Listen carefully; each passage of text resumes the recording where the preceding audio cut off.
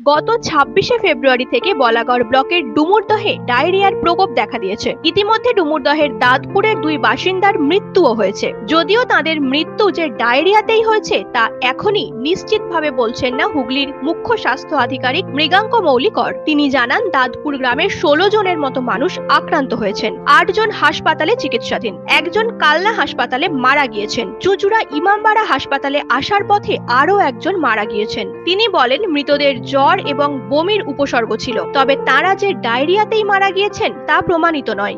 তারিখ থেকে একটা ডায়রিয়াল প্রকোপ স্টার্ট হয়েছে, দ্যাট হ্যাজ বিন কন্ট্রোল নাও।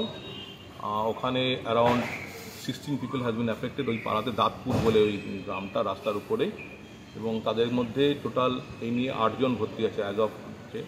তার মধ্যে কালনাতে একজন মারা গেছেন, আরেকজন ডিস্ট্রিক্ট হসপিটালে আসার পথে মারা গেছেন, কিন্তু তারা ডায়রিয়া কিনা এখনও আমাদের ব্লাড টিকিটগুলো না পেলে আমরা বুঝতে পারবো না। তাদের সিমটমস জ্বরের সিমটম ছিল বা বমির সিমটম ছিল, তো অন্য কোনো কারণেও হতে পারে। আর ওখানে এই মুহূর্তে আমরা স্বাস্থ্য ডিপার্টমেন্ট থেকে এবং জেলা প্রশাসন থেকে লোকজন গিয়ে যে পুকুরটায় এই পানীয় জল তারা ব্যবহার করতে, সেই পুকুরটা বন্ধ করে দেওয়া হয়েছে। এখানে alternate source of drinking water ব্যবস্থা করা হয়েছে। যে পরিবারগুলো অ্যাফেক্টেড তাদের বাড়িতে 25 লিটারের জলের যে বড় ড্রাম সেগুলো অ্যারেঞ্জ করা হয়েছে, এবং পাশেই আরেকটি জায়গাতে নতুন করে টিউবওয়েল করা হচ্ছে। এবং যে পন্ডসগুলো অ্যাফেক্টেড সেগুলো কাটা তার দিয়ে আটকানো হয়েছে, এবং পন্ডগুলো ডিসইনফেক্টের জন্য আমরা ব্লিচিং সেই পন্ডগুলো দিয়ে ডিসইনফেকশন হচ্ছে। আর বাড়ি বাড়ি আমার স্টাফরা যাচ্ছেন, প্রত্যেকদিন মেডিকেল ক্যাম্পও হচ্ছে। যেমন আজকে এই অবধি, কালকে রাত থেকে আজ এই অবধি কোনো নতুন কেস আর বেরোয়নি। So most likely this will pass of within 1 or 2 days। হ্যাঁ, কারণ যে কজন অ্যাফেক্টেড তারা ওই পুকুরের জলেই বাসন ধুতেন বা চান করতেন।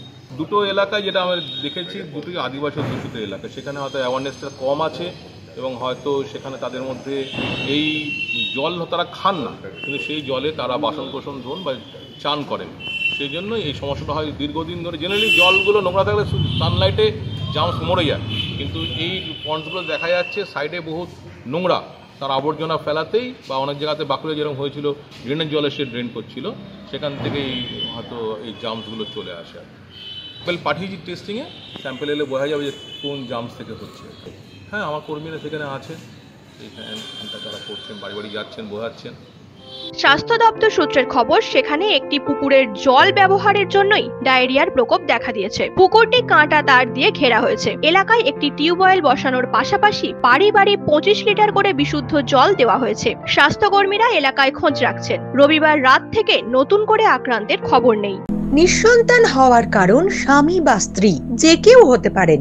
আইভিএফ এর অ্যাডভান্স সায়েন্স আর এক্সপার্ট কেয়ার লক্ষ লক্ষ কাপেলের স্বপ্ন সার্থক করেছে। তাই বন্ধাত্বকে হারাতে আপনাদের অবশ্যই আসতে হবে আরামবাগ প্রাণ আইভিএফ ফার্টিলিটি সেন্টারে। এখানে চিকিৎসা করিয়ে অনেক দম্পতি সন্তানের মুখ দেখেছেন। আমাদের ঠিকানা আরামবাগ বসন্তপুর আমতলা বিবেকানন্দ পল্লী 2 নম্বর রেলগেটের পাশেই। মোবাইল নাম্বার 7865858781 অথবা 7908098172।